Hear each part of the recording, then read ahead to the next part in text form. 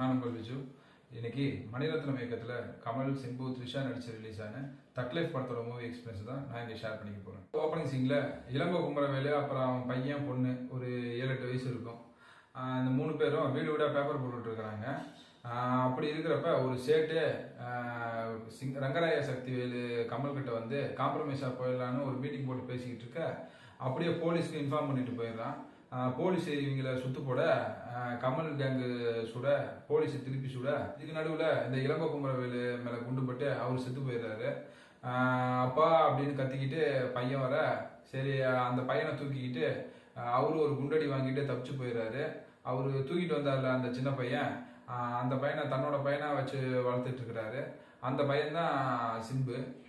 என்னோட தங்கச்சி அங்கே விட்டுட்டு வந்துட்டீங்க, அதையும் எப்படியாவது காப்பாற்றணும் அப்படின்னு சொல்ல, சரி எப்படி இருந்தாலும் தங்கச்சியை நான் கண்டுபிடிச்சி தரேன் அப்படின்னு சொல்லி சத்தியம் பண்ணிடுறாரு. அப்புறம் நாசர் பொண்ணு சில காரணத்தினால சூசைட் பண்ணிக்க, அது காரணமானவனை கண்டுபிடிச்சி கொண்டுட்டு ஜெயிலுக்கு போயிடுறாரு சின்னவர்.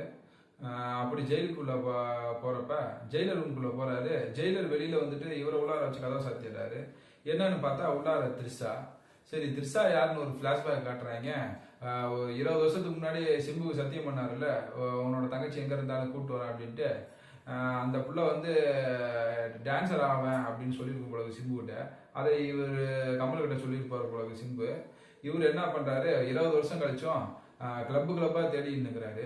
ஒரு 20 வருஷமா ஒருத்தைய கண்டுபிடிக்க முடியாதவன் என்ன ரவுடி, அவன் இன்னும் திருந்தலமாமா அப்படிங்கிற மாதிரி இப்போ த்ரிஷாவை பார்க்குறாரு கிளப்ல. நீ சந்திராவான்னு கேட்க, இல்லை நான் இந்திரான்னு சொல்ல, சரி த்ரிஷா இல்லைன்னா திவ்யா வா போகலாம் அப்படின்ட்டு த்ரிஷாவை கூப்பிட்டு வந்துட்டு குடும்பம் நடத்திட்டு இருக்கிறாரு. செம ரொமான்ஸு. அப்புறம் ரொம்ப நாள் கழிச்சு ரிலீஸ் ஆக நேராக வீட்டுக்கு போகாமல் த்ரிஷா வீட்டுக்கு போய் ஒரு 3 நாள் இருந்துட்டு வராப்புல. என்னன்னு கேட்டால் எல்லாருக்கும் சுகர் பிபி இருக்கிற மாதிரி எனக்கு இந்த மாதிரி ஒரு வியாதி அப்படின்னு சொல்கிறாப்புல. வீட்டுக்கு போகிறப்ப ஒரு கேங்கு சுற்று போட்டு சுடுது, அதுலேருந்தும் தப்பிச்சிட்றாப்புல. அப்புறம் நாசர் வந்து சின்னவரோட அண்ணன், ஜோர்ஜ் ஜார்ஜ் வந்து பார்த்தீங்கன்னா அவருக்கு கூடயே இருக்கிறவர். ஜெயிலுக்கு போகிறப்ப இந்த பொறுப்பெல்லாம் இவங்க கிட்ட கொடுக்காம சிம்பு கிட்ட கொடுத்துட்டான் அப்படின்ட்டு இவங்களுக்கு ரொம்ப காண்டு. வயசாக இருக்கிறப்ப உங்கள் அப்பனை தெரியாமலாம் கொள்ளலை, அவரு தெரிஞ்சாதான் சுட்டாரு அப்படின்னு சிம்புக்கு சொல்லி புரிய வைக்க, சிம்புவும் சரி எங்கள் அப்பா நான் கொண்டது இவன் தான், இவ்வளோ நாள் பொய் சொல்லியிருக்கான் அப்படின்ட்டு கமலுக்கு ஒரு ஸ்கெட்சு போட்டு சுட்டு மலையிலேருந்து கீழே தள்ளி விடுறாரு. இல்லை எல்லாத்தையும் இவன் தான் பார்த்துப்பான் அப்படின்னு சிம்புவை சொல்லிட்டு போவ, அவர் எந்த அர்த்தத்தில் சொன்னாரோ தெரியல, தொழிலையும் சிம்பு நல்லா பார்த்துக்கிட்டான், த்ரிஷாவையும் ஒரு சைடாக பார்த்துக்கிட்டான். திரும்பி அந்த சிம்பு சின்னவர் செத்துட்டாரு, இனிமேல் நான் தான் அடுத்த ரங்கராய சக்திவேல் அப்படின்னு சொல்லிட்டு அதிகாரத்தை கைப்பற்றுறது இல்லாமல் த்ரிஷாவையும் கைப்பற்றிட்டாரு. இந்த டைமும் கமல் சாகாம யமனை ஏமாத்திட்டு திரும்பி வந்து தனக்கு ஏற்பட்ட துரோகத்துக்கு எப்படி பழி வாங்குறாரு, கடைசியாக த்ரிஷாவை யார் வச்சுக்கிட்டா அப்படிங்கிறது தான் படத்தோட மீதி கதை. பாசிட்டிவ்னு பார்த்தீங்கன்னா கமலும் சிம்புவும் தான் தங்களால் என்ன பண்ண முடியுமோ பண்ணியிருக்காங்க, த்ரிஷாவையும் சேர்த்தி. ஓப்பனிங் சீனில் கமலோட லுக்கு அண்ட் டைலாக் டெலிவரின்னு பழைய நாயகன் கமலை டிஏஜிங் மூலியமா கண்ணு முன்னாடி கொண்டு வந்திருப்பாரு டைரக்டரு. அதெல்லாம் பார்த்துட்டு படம் வேற லெவலில் இருக்க போகுதுன்னு நினச்சோம். ஃபர்ஸ்ட் ஹாஃபும் அந்த லெவலில் தான் இருந்துச்சு. ஓப்பனிங்கில் வர அந்த கன் ஃபயர் ஷூட்டிங் சீன் ஆகட்டும், கார் சேசிங் சீனு, அப்புறம் கமலை கொள்ள நடக்கிற அட்டாக்கு, இது எல்லாமே சூப்பராக எடுத்திருந்தாங்க. த்ரிஷா வர சீனு எல்லாமே சூப்பராக இருந்துச்சு. அதுவும் அந்த சுகர் சாங்கும் நல்லாவே இருந்துச்சு. ஜோர்ஜ் ஜார்ஜ், நாசர், அபிராமின்னு எல்லாரும் அவங்களால என்ன முடியுமோ அவங்களோட பெஸ்ட்டை கண்டிப்பாக கொடுத்துருந்தாங்க. படத்தோட நெகட்டிவ்னு பார்த்தீங்கன்னா படத்தோட ஸ்க்ரீன் பிளே தான். ஃபர்ஸ்ட் ஹாஃப்லாம் ரொம்பவே நல்லா இருக்கும். ஃபர்ஸ்ட் ஹாஃப் நல்லா இந்த லெவலுக்கு இருக்கும். செகண்ட் ஹாஃப் நல்லா அப்படி தூக்கி வைப்பாங்கன்னு பார்த்தா எல்லாரையும் தூங்க வைக்கிறாங்க.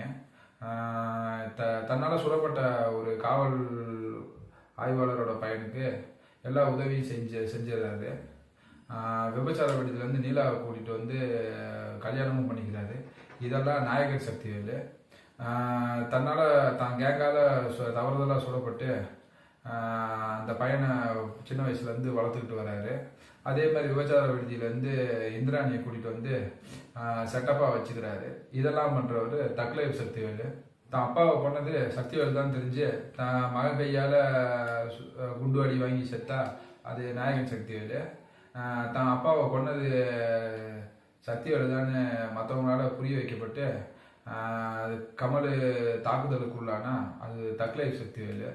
சக்கச்சவந்த வானத்தில் அரவிந்த் சாமி அதாவது சிம்பு அவங்க அண்ணனோட கீப் மேலே சிம்புவுக்கு ஒரு கண்ணு. அதே மாதிரி தக் லைஃப்பில் பார்த்தீங்கன்னா கமலோட கீப்பு மேலே சிம்புவுக்கு ஒரு கண்ணு. சிம்பு ரொம்ப விசுவாசமானவன், ரொம்ப ஷார்ப்பான பையன் அப்படின்லாம் படத்தில் சொல்லுவாப்புல. ஆனால் அந்த மாதிரியெல்லாம் காட்டுறதுக்கு ஒரு சீன் கூட வைக்கல. செகண்ட் ஹாஃபில் கமல் மறுபடியும் தப்பிச்சு உயிரோட வருவார் இல்லையா, அந்த சீனெல்லாம் பார்க்குறப்ப பனிப்பிரதேசத்தில் நேபாள் சைடுன்னு நினைக்கிறேன். அந்த சைனெல்லாம் பார்க்குறப்ப ஏதோ விவேகம் படத்துக்குள்ள ஒரு 10 நிமிஷம் போயிட்டு வந்த மாதிரி இருந்துச்சு. செகண்ட் ஹாஃபில் அந்த தாத்தா கெட்டப்லாம் வரப்ப இவனுங்க ஏதாவது இந்தியனுக்குள்ளே போயிடுவாங்களோங்கிற பயம் வேற நமக்கு வந்துருச்சு. இந்த அட்லியாவது மற்றவங்க கதையை திருடி எடுத்து ஒரு படத்தை ரெடி பண்ணுறான். ஆனால் இந்த சங்கரம் மணிரத்னமும் அவங்க கதையவே எடுத்து திருடி திருடி ரெஃபரன்ஸாக போட்டு ஒரு புது படத்தை எடுத்துக்கிட்டு இருக்காங்க. எப்போ இவங்க திருந்துவாங்கன்னு தெரியல. படத்தில் இந்த அசோக் செல்வ ஐஸ்வர்யெல்லாம் பார்த்தீங்கன்னா படத்துக்கு ஒரு தேவையில்லாத ஆணி தான். படம் ரிலீஸ் ஆகிறதுக்கு முன்னாடி ஒரு பாட்டு ட்ரெண்டிங் ஆகிட்டு இருந்துச்சு. அந்த பாட்டு பார்த்தீங்கன்னா படத்துலேயே கிடையாது, தமிழ்லேருந்து தான் கன்னடா வந்துச்சு அப்படின்னு சொல்ல தெரிஞ்சவங்களுக்கு இந்த நாயகனும் செக்கச்சவந்த வானத்துலேருந்து தான் இந்த தக் லைஃப் வந்துச்சுன்னு ஒரு இன்ட்டு கொடுத்துருந்தீங்கன்னா நாங்கள் யாரும் படத்துக்கே போகாமல் வந்திருப்போம். இந்த கன்னடாக்காரங்கெல்லாம் உங்களை மன்னிப்பு கேட்க சொல்லி தொல்லை பண்ணிட்டு இருக்கிறாங்க. அவங்க கிட்டலாம் நீங்கள் மன்னிப்பு கேட்காது ரெண்டாவது பட்சம். நீங்கள் முதல்ல தமிழ்நாட்டு மக்கள்கிட்ட மன்னிப்பு கேளுங்க. இந்த மாதிரி படத்தை கொடுத்ததுக்கு நீங்களும் மணிரத்னமும் கண்டிப்பாக எங்ககிட்ட மன்னிப்பு கேட்டு தான் ஆகணும். அடுத்ததா இந்த பெரிய பாயோட மியூசிக்கு. இவங்க இந்த சைடு ஏதோ ஓடி தமாஷ் பண்ணிட்டு இருக்கிறாங்க, அந்த சைடு பாய் உட்காந்து ட்ரம்ம தட்டிட்டு இருக்கிறாரு. கதையே மனசில் நிற்கல. பாட்டு எங்கே போய் பாட்டு மியூசிக்கெல்லாம் எங்கே போய் நம்ம மைண்டு கேட்ட போகுது. கேங்ஸ்டரான அப்பம் பாய்க்குள்ள சண்டை வந்தால் ஏதாவது ஆகும்னு சொல்ல தெரிஞ்ச டைரக்டருக்கு இந்த மாதிரி படத்தை ரிலீஸ் பண்ணால் மக்களுக்கு எதாவது ஆகும்னு யோசிக்க தெரியல. பார்த்தீங்களா, மொத்தத்தில் இந்த படம் எப்படி இருக்குன்னா, வீணா போன படமாக இருந்தாலும் பரவாயில்ல, விண்வெளி நாயகன் படத்தை பார்ப்பேன் அப்படின்னு சொல்கிறவங்க ஒரு டைம் போய் இந்த படத்தை பார்க்கலாம். இந்த படத்தில் ஜெயம் ரவியும் துல்கர் சல்மான் தான் நடிக்கிறதா இருந்துச்சு. இந்த படம் ரிலீஸ் ஆகிறதுக்கு முன்னாடியே காஸ்ட்லி மிஸ் அப்படின்னு நினச்சிருப்பாங்க. படம் ரிலீஸ் ஆனதுக்கப்புறம் தான் தெரிஞ்சிருக்கும் ஜஸ்ட் மிஸ்ஸுன்னு. மணிரத்னம் கதை எழுத ஆரம்பிக்கிறப்ப ஏதோ மல்லு சீரீஸ் பார்த்துருப்பாரு போலக்கு, அதை அப்படியே படமாக எடுத்து வச்சிருக்கிறாரு. இந்த மல்லு சீரீஸ்லாம் தேட்டரிக்கல் எக்ஸ்பீரியன்ஸ் பண்ணணும்னு நினைக்கிறவங்க வேணால் இந்த படத்தை ஒரு டைம் தேட்டருக்கு போய் பார்க்கலாம். மற்றபடி இந்த நாயகனு சக்கச்சவந்த வானம் இதெல்லாம் பார்த்தவங்க கம்முன்னு வீட்டிலே இருக்கலாம். சின்ன சேனலுக்கு எதாக இருந்தாலும் அது கொஞ்சம் ஆதரவு கொடுங்க. உங்கள் பொண்ணான கையை கொண்டு அந்த பெல்லில் தட்டிடுங்க. அவங்களுக்கு சப்ஸ்கிரைபர் 5-10 ஏறுனா அவங்க மனசு சந்தோஷப்படும். அவங்க வீடியோவும் பாருங்கள்.